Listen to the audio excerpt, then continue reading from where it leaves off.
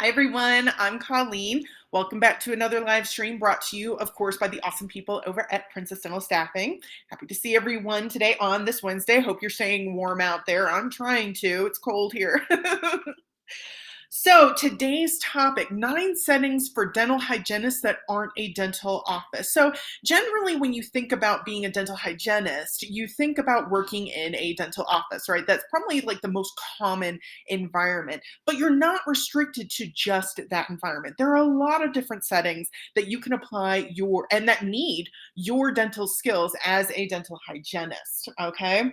And it doesn't just have to be in the medical/dental field. You can expand into other industries such as public health, education, research, even marketing.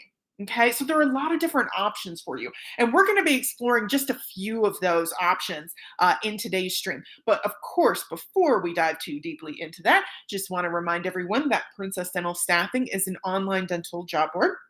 And they have positions available for dental receptionists, dental assistants, dentists, and yes, dental hygienists in a lot of different areas. So if you have some time today, hop on to princessdentalstaffing.com, see what positions they have available in your area. And of course, they also have a variety of positions such as full-time, part-time, temporary, and permanent. Okay. Additionally, princessdentalstaffing.com, you can find their blog, which covers a lot of the same topics that we cover in these live streams.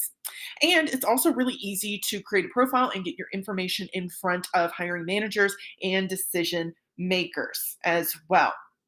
Now, these live streams, of course, Princess Dental Staffing is bringing you these new live streams every week on Wednesdays. If you don't want to miss out on future streams, be sure to follow our page or subscribe to our channel. If you like the content we're bringing you, drop us a like.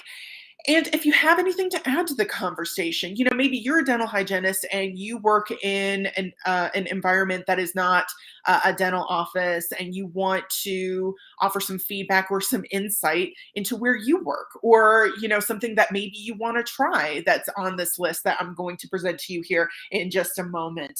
Or if you have anything to add to the list, join the conversation, comment below. Okay? Alrighty. So let's talk about these different environments. First off, starting with private dental offices, okay? So private practice offices are frequently run by tight-knit groups, teams, families, right? So that's kind of one of the bonuses of, working in a private dental office, okay? So if that's something that you're kind of that you're looking for in your career, if you feel like that's an environment that you might thrive in, then private dental offices might be for you. Additionally, private dental offices are known for encouraging professional development. They have numerous opportunities for communication and advancement. Not only that, they're also known for, providing constructive criticism and feedback on your strengths. So it really can help you develop as a dental hygienist to work in a private dental office. So if you're looking to develop in your career, to hone your skills, this might be a great option. Another benefit of private practice is that they place less emphasis on the number of new patients. So generally, private practices are a little bit more well established, and they generally have a pretty strong patient base. So, it's not their priority to reach out and seek new patients. They already have a pretty strong patient base, right? And that could be advantageous because, you're going to be seeing a lot of the same patients over and over again. It gives you more of an opportunity to build those relationships with those patients, and establish and cultivate those relationships, right? So you have a much more devoted and dependable group. Additionally, patients with strong relationships with their dental staff, right, are much more likely to listen to your advice and your feedback on their oral hygiene, right? They trust you more. You've taken the time to build that trust. So they trust you more when you give them that feedback and that insight on their oral health and hygiene. Okay. So just some of the advantages of private dental offices. Another environment, corporate dental offices, right? So corporate dental offices as well might be, a good option for you. One of the benefits are employee perks, right? So corporate dental offices are definitely all about the employee perks, benefits, medical and dental coverage, health savings accounts, 401k contributions, pay time off, bonus structures. All those sorts of things are typically associated with corporate dental offices. Okay. Additionally, corporate dental offices spend more money on skill development and ongoing education for the dental hygienist. Okay. So also another great option if you are looking to professionally develop in your field, hone your skills, and strengthen your knowledge of dentistry as a dental hygienist. This might be a really great option for you as well. Okay, next, community health settings. Okay, so there are a lot of different reasons why someone, not just a dental hygienist, but why someone might want to work in public health. Okay, there are a lot of different reasons. One of the major reasons is that working in public health, you get to help groups who don't have as much access or don't have equitable access to preventative services, okay, up to and including dental services, okay. So that can be something that is really rewarding to some people, right? That's definitely something that can be very fulfilling and help you feel fulfilled and feel valued in your career, right? And that's definitely a big plus, right? So that can be an option as well.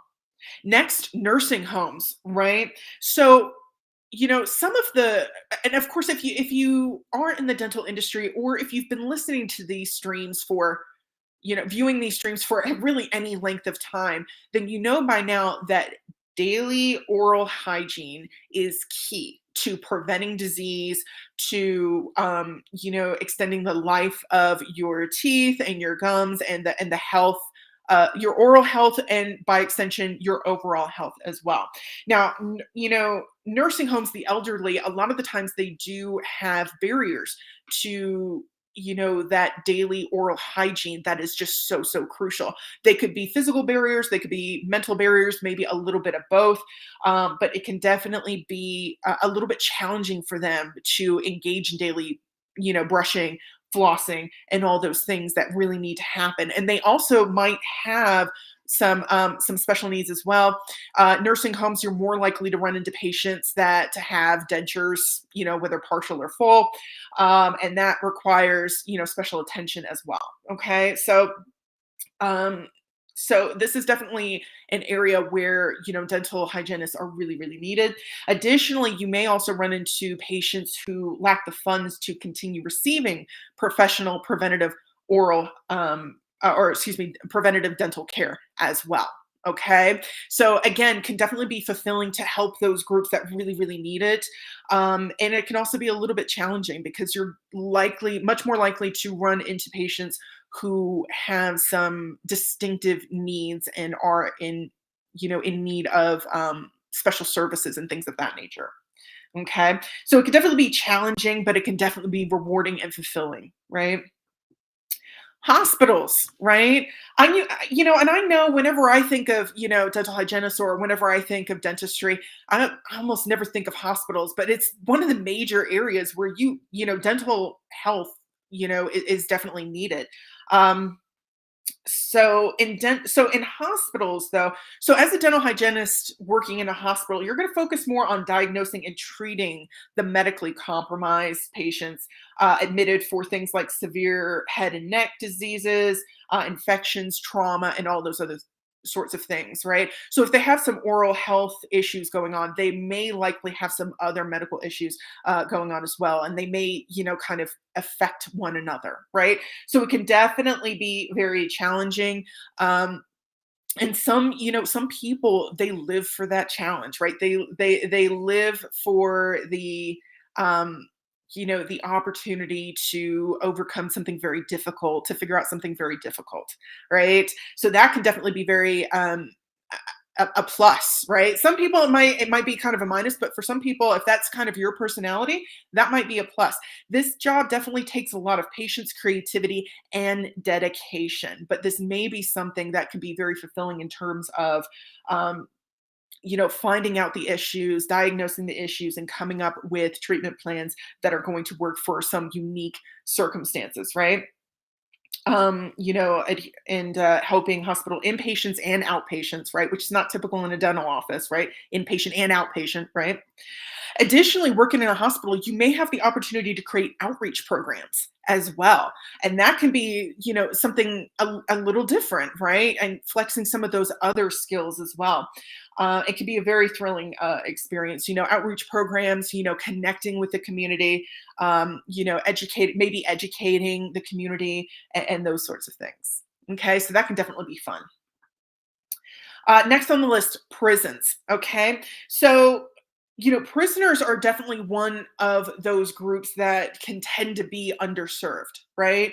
Um, and this may require a little bit of open-mindedness, but prisoners, like anyone, they're humans like anyone else, and like anyone else, they're going to need dental services. Okay, so working in prisons, you may serve prisoners at a single facility, or you may make weekly trips to various locations, or those sorts of things. So if you like a little bit of travel and you like a little bit of variety, this might be a really great option for you as well. Um, and again, it may be a little bit challenging with the idea of working with prisoners, but this career option definitely broadens the range of jobs available to dental hygienists outside of the typical clinical setting. Okay, so definitely an option there. Schools, okay, schools are another option. So essentially, working in schools, you're going to be providing children with access to oral health care. And some of these schools, it's entirely possible that they are low income and maybe don't have that equitable access to dental services, or maybe these children, these child patients, don't have um, a dental home, right? They don't have a dental office that they see regularly. So you could definitely make a lot of difference here in schools. You are going to be working with children, particularly children of all ages. It really just kind of depends on the school, right? It could be, anywhere from preschool all the way up to high school, right? So it can definitely be a wide range of ages as well. But if you like working with children, if that is something that fulfills you and that makes you feel good, and you just love working with children, and you love the feeling you get when you are able to help them with their oral hygiene and make it fun at the same time, right? Especially smaller children, you got to make it fun, otherwise they're not going to do it, right? So that might be an option for you as well. Something else that you can do, if you have a bachelor's degree or more as a dental hygienist, you might even be able to become an instructor, right? You might be able to educate the future generations on oral hygiene and oral health, and again, find ways to make it fun, find ways to engage them so that you start these skills very young and they continue them up through adulthood, right? Definitely make a difference that way. State and federal government facilities, right? So this is definitely a unique experience working in state and federal government facilities.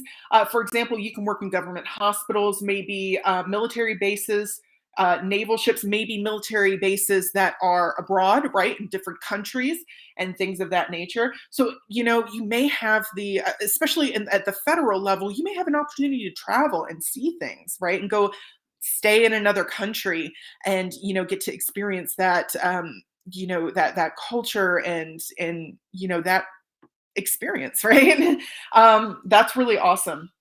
So if you're definitely into travel, this may be an option for you as well.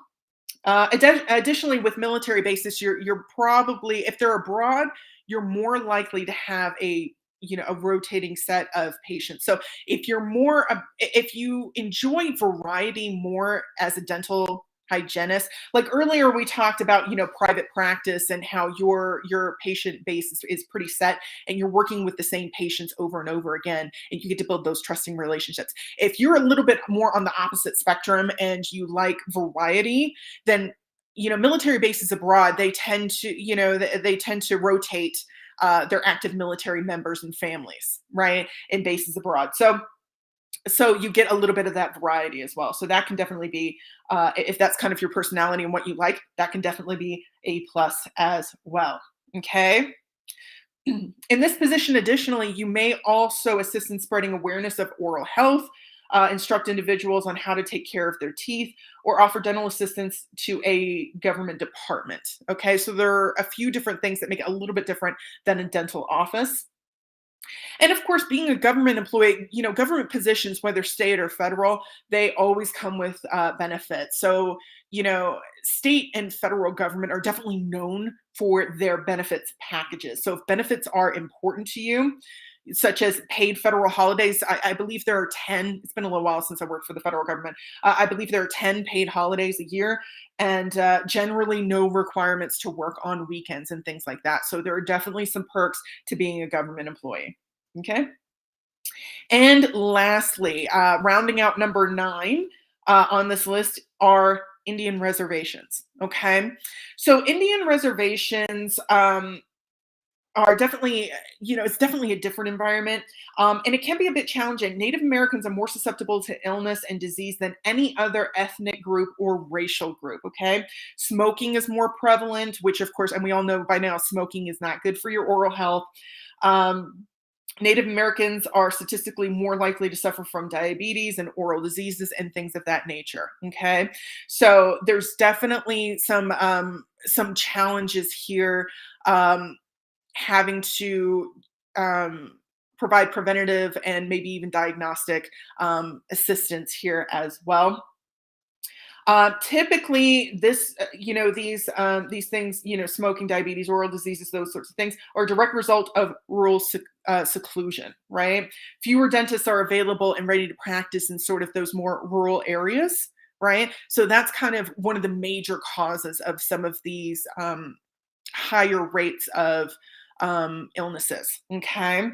But that can also be a plus, right? Because you're in kind of a rural area, and, you're much closer to nature, right? You're much closer to the hills and the forests and the rivers, streams, lakes. So if you're definitely an outdoorsy person, this might be a great plus for you, working for Indian Health Services and providing dental services as well.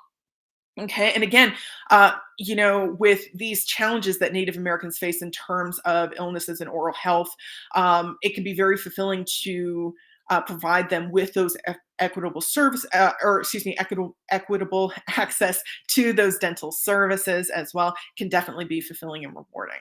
Okay. Alrighty, so those are our 9 settings for dental hygienists that aren't a dental office. Let's go over them one more time before I let you go for today. Private dental offices, okay, corporate dental offices, health or community health settings, nursing homes, hospitals, prisons, schools, state and federal government facilities, and Indian reservations. Okay, and they all kind of have their pros and cons. So depending on where you see your career going as a dental hygienist and what you value about the work you do as a dental hygienist, you definitely have options that are not just a dental office, although a dental office is a pretty good place to work as well. Okay. Got a comment coming in. Great insight to other options. Thank you. You're most welcome, Heidi. Yeah. Um, yeah, definitely a lot of different settings, a lot of other industries that are not just medical dental. There are a lot of places that can really use your services. So be sure to branch out and explore so that you can not only give back the way that you want to give back, but also create the career that really fulfills you, that you're great at, and that makes you happy and makes everyone else happy too. Right? That's always a win. So, thanks for tuning in today, everyone. We will be back next Wednesday with another topic regarding your career in the dental industry. But until then, hope you have a great week. I hope you have a great weekend. Continue to stay safe out there and stay warm, hopefully. And I will see you soon. Bye, everyone.